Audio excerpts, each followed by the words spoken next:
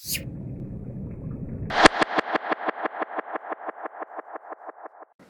I'm Steve. You can call me Steve. A few episodes back, I described various types of falling snow and didn't show any pictures of them at all.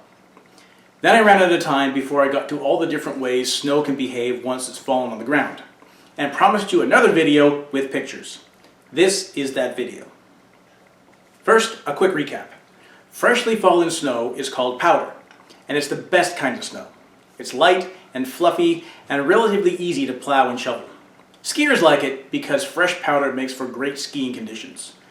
Powder is also the type of snow usually depicted in cartoons, because most cartoons are made in places that never see snow and nobody knows how to draw it any other way. Once it's been walked, driven, or skied on, it becomes packed powder and it is no longer the best form of snow. It's not as fun to ski on and it's harder to scrape off the driveway. Reports on winter highway conditions are forever talking about compact, slippery sections, and this is what they mean. Sections of the road are covered in packed snow, which doesn't offer the same traction as bare asphalt. If powder sits for a while and doesn't get compacted, it can get blown around by the wind. Loose powder gets carried along and then dumped any place the wind can't blow as strongly. Sometimes it's up against a stationary object, other times out in apparently open space where the shape of the land creates a natural dead zone. When people get snowed into their houses, it's sometimes due to snowdrifts piling up against their front door, rather than the entire house getting buried by raw accumulation.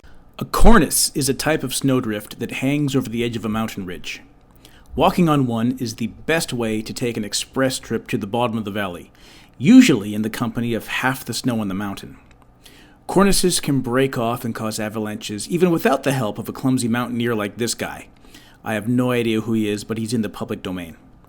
It's best not to be anywhere above or below a cornice. Snow blown over a roadway is called a finger drift or pillow drift, depending on its size. These can seriously inconvenience your car, especially if you don't have proper winter tires. Pillow drifts can be almost a meter deep, which is deeper than the wheel wells of your car. Even winter tires won't help you there. Do not attempt to drive through pillow drifts.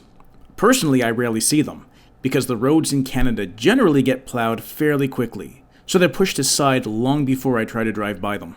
In addition to wind, sun can also cause changes in fallen snow. Snow that starts melting under direct sunlight can form sun cups, which are these hollows in the surface of the snow. They tend to be hexagons packed into a honeycomb shape, and I'm sure there's some really interesting math that goes into this. High up in the Andes, where conditions are really cold and really dry, you can get these ridges of ice called penitentes.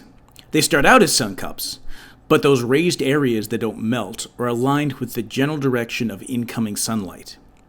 They present such a narrow cross-section that they don't really absorb any heat, but the snow in the troughs does. So the little valleys get deeper and leave these ridges behind. That's just a superficial sample of the various types of snow. It's all made from crystalline water molecules, but that humble material can make all sorts of neat-looking sculptures. I'm still not a fan of shoveling it or trying to drive in it.